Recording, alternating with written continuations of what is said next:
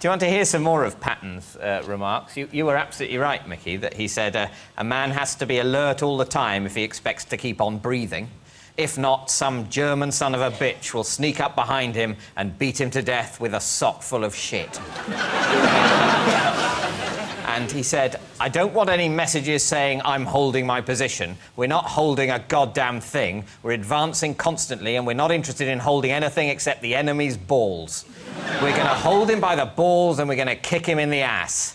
Twist his balls and kick the living shit out of him all the time. We're going to go through the enemy like shit through a tin horn. That's what I call advanced strategy. He sounds like a lot of fun. Yeah. He made war fun. How long do you think it would take to kill someone with a sock of shit? I think they'd end up going, you got to get something a bit heavier, please. Because this is just bruising me really badly, and if you're going to kill me, could you hurry up? I don't think you have that option. When someone's chosen that particularly sadistic form of execution, you just have to wait. It might take years. It might be some infection caused by the shit that gets you in the end, rather than the impact of the sock. Yeah, you could like septicemia. Yeah. Septicemia. Septicemia. Starvation.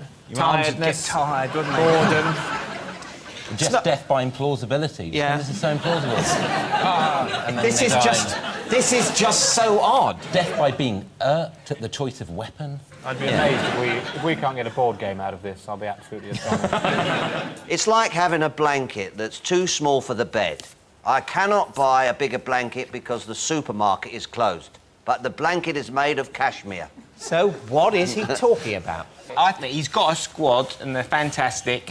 They are like a cashmere, but I would like a bigger squad. If that is possible, but you can't buy at the moment. What episode of Hello Hello is this? You're absolutely right, Gabby and Mickey. You've nailed it. He was talking about the player crisis in Chelsea in 2007 at the end of the January transfer window. So, yes, well done. You saw that, Phil, didn't you? You like your football. You saw what he was Chelsea, talking don't you? about. I am a Chelsea fan, and he is the special one. Why do they call him that, though? He calls himself that. Oh, anyone can do that. I'm the dog's bollocks, you know. I'm the best lover in the world, I'm not. Yeah, he's not the special one. When he was reappointed manager of Chelsea in June 2013, he was asked if he was still the special one. He responded saying he was now the happy one, adding, I'm no longer the special one, now I am one of you. Must have been a bit of a blow to the club. Oh, shit! We thought you were the... So you're just one of us... Oh, brilliant. 8 million quid a year for some guy. Do you notice that David, during this football bit, isn't even bothering to look at us anymore? Yeah. He's just addressing it all over there. Yeah. He knows. I mean, Park those cripples over there. Just put it over there. Yes, they don't know about football, not like us. We can just use their inhalers over there and recover. Let's have a look at one of Liberace's other outfits. What do you think of that? Oh, man. That was when he was part of the Tottenham Heavies. Top boy at Tottenham during the 70s when it all used to kick off. And they'd send him out first just to stun the other thugs. And then, bosh, they'd go in. This was actually just designed to keep dandruff off his shoulders. It just stuck as he went with it. I think the weight of it is being used to pull his skin back. His dog wasn't well, and his dog was wearing one of those cones. And he didn't want to alienate the dog, so he started also wearing one of those. He's got a little scar on his ear there, just to stop him. Do you still get recognised from your days on children's television, John? Or is Well, it by mainly... certain people, probably of your age. Yeah. Well, who came up with the idea, John, if you don't mind me? I was thinking, that's what kids need, the news. Well, yes. I thought the word news round. Because I thought, you know, kids do paper rounds, so this was a kind of paper round, me delivering the news to them. So is that what it was? I never picked up on that. That was news round. But did you used to watch it, Mickey? You don't look to me as though you were the kind of person who used to watch it. I did. You did? You know what was going on. Tell you what, I used to love the way on every episode of News Round, you always started by going, hello again. I did. Which I loved the way you said hello again. I also said, and finally. And finally, long before Trevor McDonald did on News at 10. He nicked and finally. I think he did. Yeah. That man's a fucking hack. What did you say to the bastard? Sir Trevor McDonald. The bastard? Yeah. He We never actually discussed it, to be honest. Well, you're a gentleman, unlike that thieving bastard. Rob, do you have a favourite quote? There's an American comedian, Stephen Wright. Whenever I think of quotations, I think of him saying, it's a small world, but I wouldn't want to have to paint it. Yes, that's... Which at the time, I really laughed at. But I think the quote was good, but Yeah. it wasn't... I think it needs more emphasis. Like, Right. I wouldn't want to rub it down and paint it, maybe. I wouldn't like to rub it down, fill it, and then paint it. I also think the problem there as well is when you say paint the whole world, are you envisaging painting every appropriately paintable surface in the entire world, make every town, every city nicely painted, nicely appointed, smart? Or are you covering the whole planet in emulsion in a way that would be an environmental disaster? I imagined a painting of the whole world. Probably that's why I thought it was funnier. Oh, just a painting of the world? Yeah. Ah, see, that's where we come from different places, isn't it? I was imagining just painting the fucking thing. When did Cantona play? What? In the 90s, I think. Yeah. You see, I parted company with football in the 90s.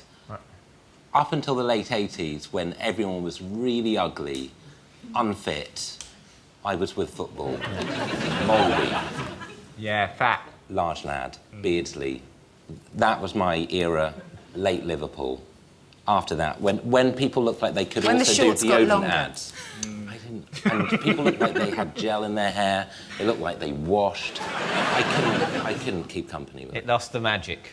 Yeah. I left when they started wearing tights on a slightly cold day. You just thought, I thought you might be running about a little bit, lads, you know what I mean? Gloves and tights and scarves. Ooh, cold out there, cold out there. Give me my tights. I think all these animals is not a phrase that... Yeah, it does sound a little bit vague. I don't think David You know, Attenborough the snaky would go, and things. here we are in front of all these fucking animals in their natural kind of habitat, sort of fucking around. One flappy birdie and another snaky But we don't know what stage in his career he said this. Yeah, It might he have been could early have on been where he only knew what 3 animals were. I noticed on the recent series of some sort of animal show that he did, he pronounced tuna.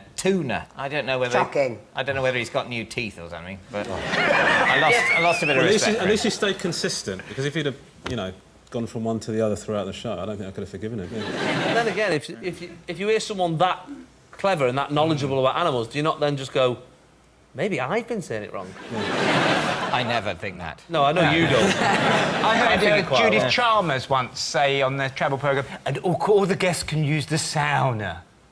No, that's definitely wrong. And I was like, maybe it is sauna. We've all just been saying sauna, and it's sauna. Maybe she meant sonar. Were they in a submarine? No? Sauna. Well, that is the Scandinavian pronunciation of it, but I always think it's a very weird thing to throw in a pronunciation like that. It's like someone sort of... There was this guy I knew who was terribly... Hello, how do you do? How are you? And he'd go, Mariella! And so suddenly one minute he'd be talking sort of Oxbridge, and the next minute he was kind of full in flagrante Italian opera singer, and it was He a was very... fully in flagrante? Yeah, Like, fully in wow, flagrante, bang. yeah. No fully, messing. fully. No, sort of people who put on the voice of the place they're referring to. Or if they suddenly say something in French and they do it in a perfect French accent, I always find that a bit But you irritating. have to do that sometimes. You can't go and ask for a croissant in a shop. You don't go, Croissant. hi, how are you? Can I have a croissant? You don't go Paris, do you? No. You go Paris, don't you? Yeah. It's a middle ground, though. I mean, in French lessons, if you went to French, you would be sadistically beaten. Yeah. And that's a rule. That's a rule. You have to do it just enough for it not to be weird, but not so much that you will be tortured for the rest of your life like I was. Right. That's too much. And that leads to this. I was in... And no one wants this. I was in a musical last year, and I was singing this. I had to sing this opera song, and someone said to me after, someone came up to me afterwards. They were really quite posh. They said, How come when you sing normally, but when you talk like that? Because when you sing, you change your voice, don't you? You go for it. But when you talk, I'm like, what? I can't do Manc opera, can I? It's too weird. A man on it, man on it.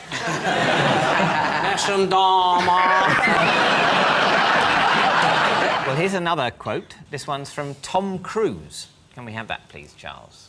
You know you have to do something about it because you know you're the only one that can really help. What's he talking about there? Advice on buying Rollnecks. I think he's describing that scenario when you're in a public toilet and someone's in the cubicle and you're the only other person there, and then you hear someone go, help! you're the only one that can really help. Is it? I also thought of a toilet, but I thought it might be... I thought it might be when he himself needs a wee. Yeah.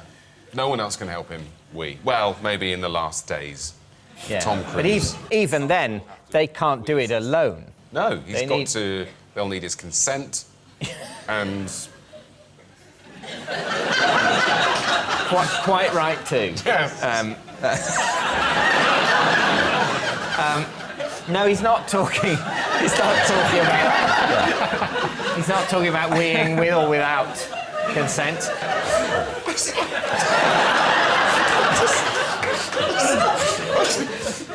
Sorry. Tom Cruise have a wee without his consent.